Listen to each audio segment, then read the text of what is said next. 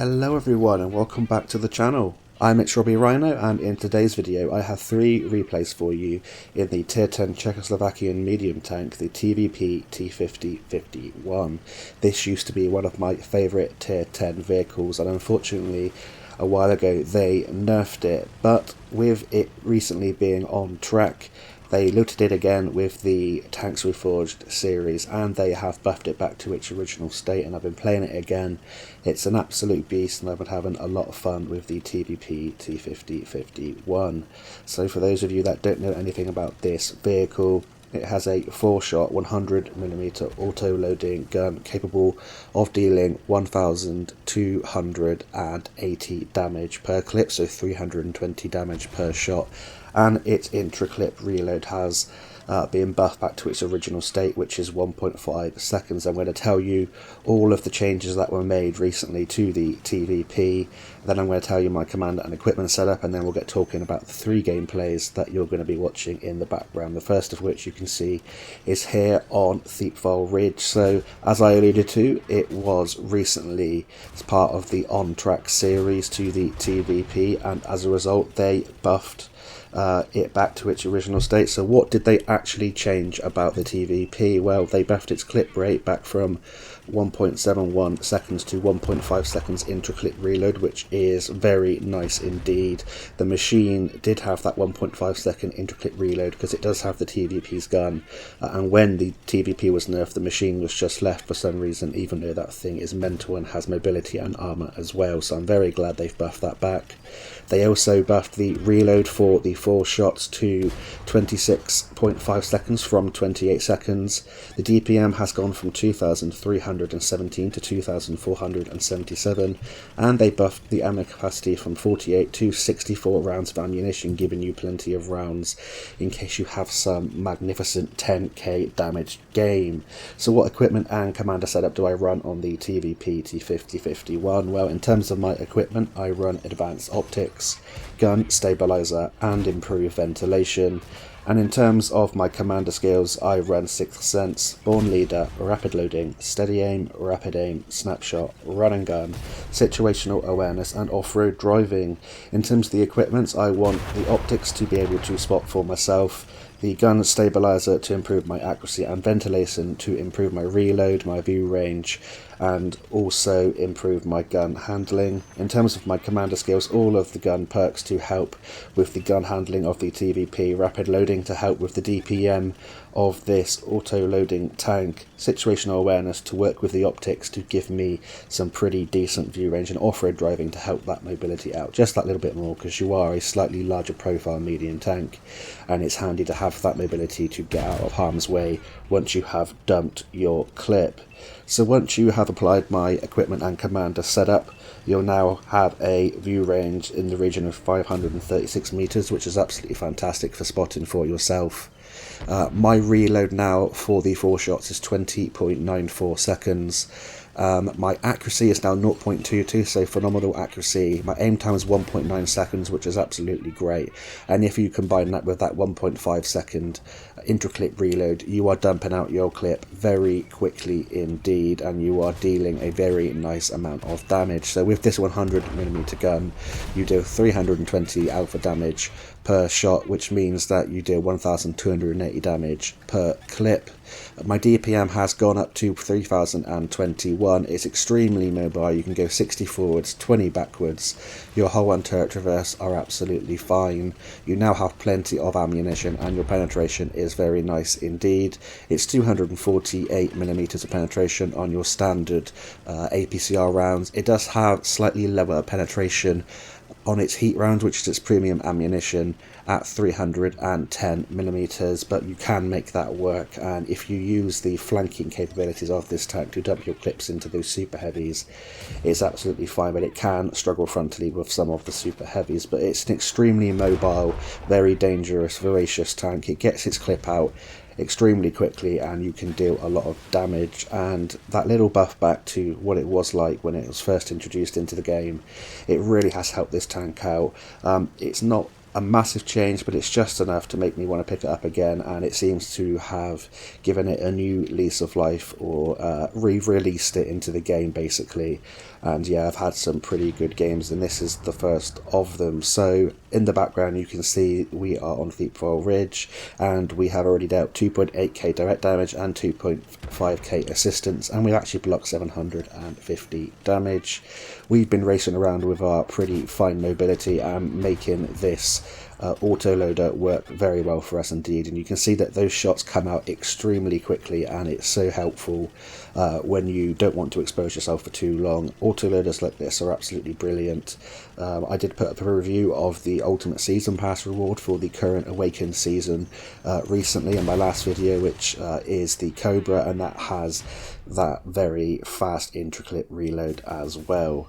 So in that first game on Thiepval Ridge, we finished with 2 kills, 3.6k direct damage, 2.5k assistance. That's only a second class. We finished in the MVP slot with 1306 base experience points. Make a nice bit of silver, yeah, and an all-round decent game, and we'll see what the next game brings as we head over there now. So we are now into the second replay of today's video, and we're here on Raseiniai in the TVP T 5051. We glitched out here at the start of the battle a little bit. It was one of the bugs that was introduced with the Tuesday update, or one of the Tuesday updates I should say, after the on track to the TVP.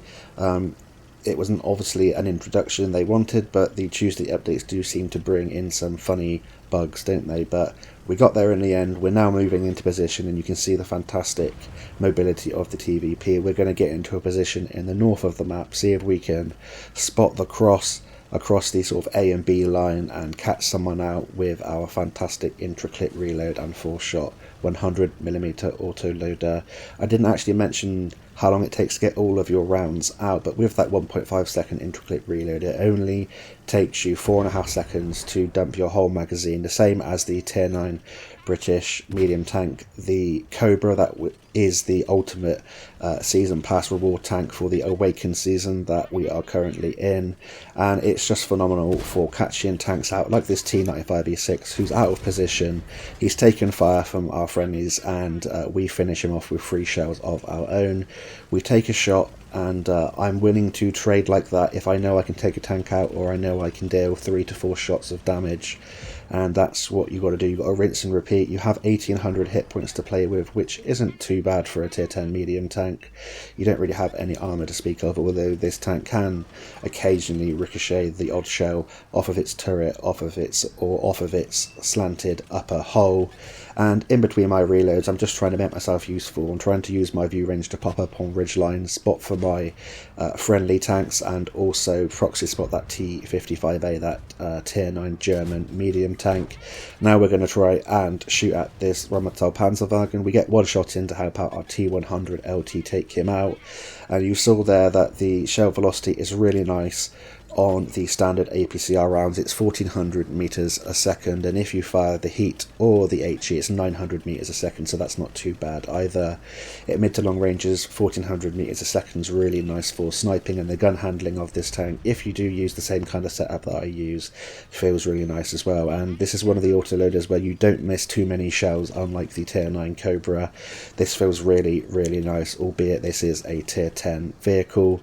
I'm holding the 3 shells here because I felt like I was going to put them in quickly, but in retrospect I probably should have just reloaded, because I would have actually been reloaded by now with the pretty low reload that I now have for the 4 shells, and I would have been able to put a few shells into that E100.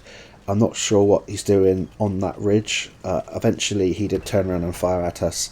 I didn't want to risk losing a 750 alpha damage chunk in case he is using the 150mm gun that the E100 has as one of his options. Again, we're going to be reloading. Whenever I know I'm going to be traversing the battlefield, getting into a different position, I'm just going to reload to make sure I have my 4 shells available when I get to my final destination. As you can see, I run combat rations to improve the DPM, the gun handling, my view range, and everything about the tank, passively but also actively. And when I use it actively, it means that my reload time goes from about 20.94 seconds to about 20 seconds for those 4 shells, and it just feels oh so effective. So In this battle, it's still relatively close. It's 4 minutes into the battle, and there's still only been 3 tanks killed. Make that 4 tanks killed now, which is quite unusual. Usually there's more light tanks rushing about, but in this battle there aren't too many light tanks. And it just means that we're able to get more reloads in and have a more effective battle. But we've tried to flank the enemies that are kind of sitting in the C7, C8 area, and we've come up behind this 50 TP, and once you catch a tank out in the open, you can see the absolute beauty of this gun there to work. In 4.5 seconds we've dealt a substantial amount of damage, and then we can try and evade getting shot or rushed by the medium tank that I believe just got shut down, that UDES-16, by our friendly Grill 15. And again, we're already reloaded, and it just feels like a perfect balance of gun handling, DPM, and the auto-loading capability. It's a real nice tank. The Tier 9's a really nice tank as well. It's quite a good grind. It doesn't have any armour. You can occasionally bounce off of your turret or off of your upper hull.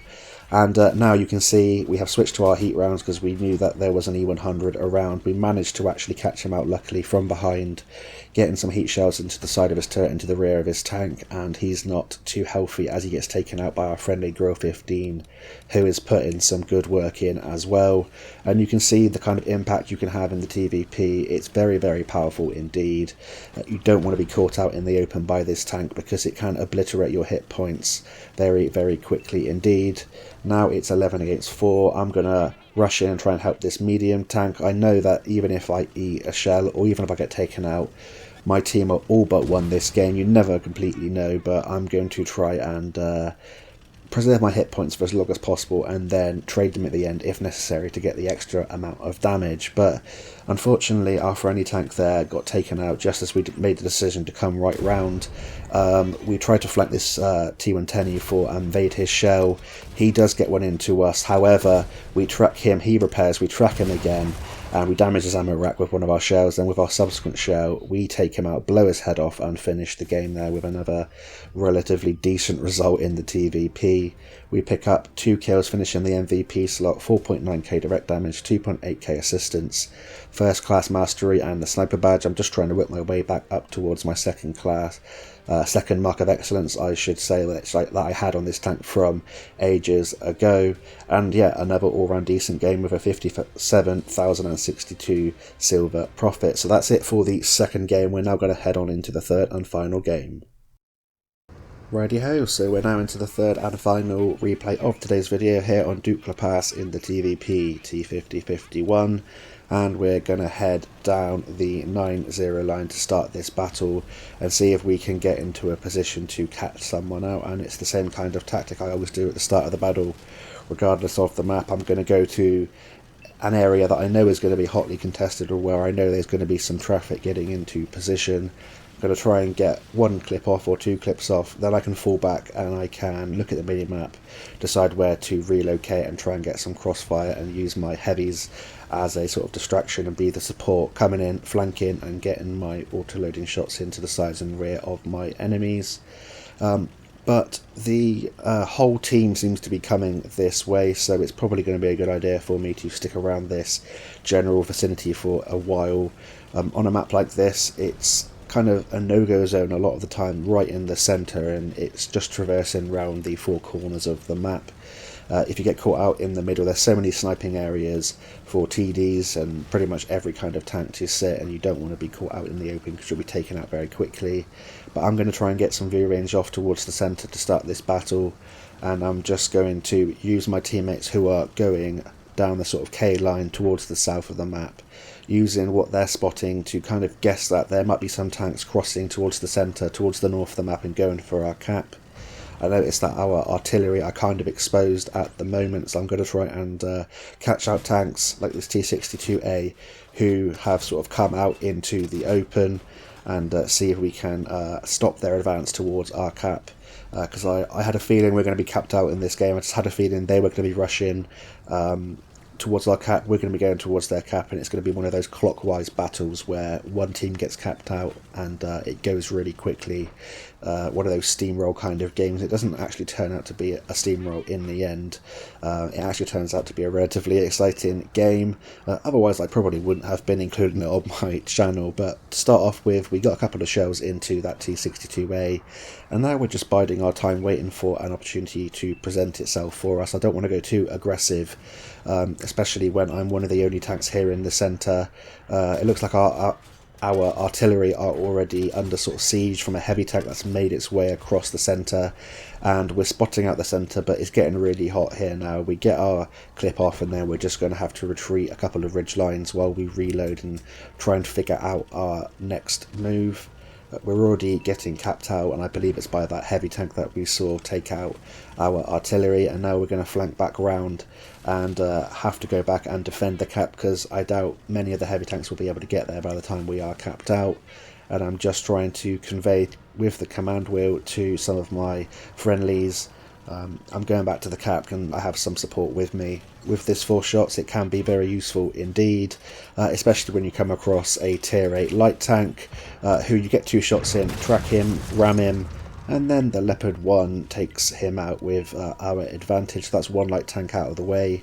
We still have 1 minute and 30 seconds to get back to the cap. We have a Leopard 1 coming with us, and we have another medium tank to our left coming with us. So yeah, there's plenty of assistance coming here. We're going to be reloaded by the time we get back there. It is a machine, and we're going to see if we can interrupt the cap with the help of our friendlies, whilst our tanks towards the south either cap or come back and assist us.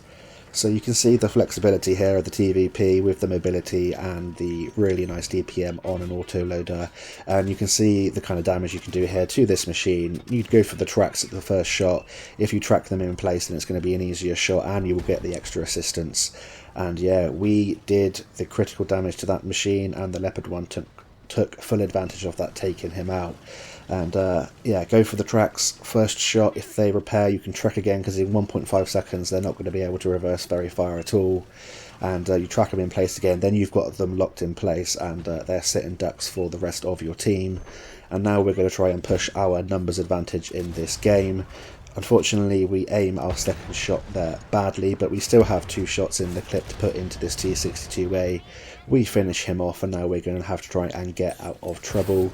We only have, I believe, the Leopard with us behind us. I'm reversing the whole way. I should have just turned around and gone there, but I was scared about getting set on fire or ammo wrecked, because that seems to be the typical thing to sort of happen when you're the one to go back and protect the base. But we're going to run away, reload, and try and pop up from a different position. I have a feeling they probably know where we're going to be coming from, because this Leopard 1's already here, but we still have 1430 hit points. You can't take them with you into the next game, so why don't I try and spend them now by taking out one of these tanks. We are capping the game out, so it might be the last clip that I get in this game.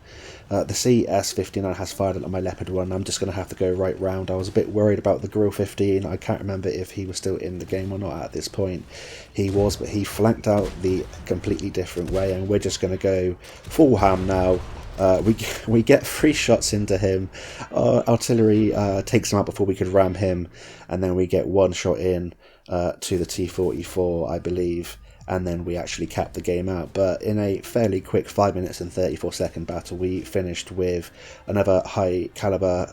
We haven't got our second mark back yet, but 5.3k direct damage, 1300 assistance, 1 kill, 78,000 silver profit, MVP on our team. And this just shows you the flexibility and the power of the TVP T5051 back and restored to its former glory. So thank you all so much for the support. I hope you've really enjoyed today's video, and until next time, I'll see you on the battlefield, and bye for now.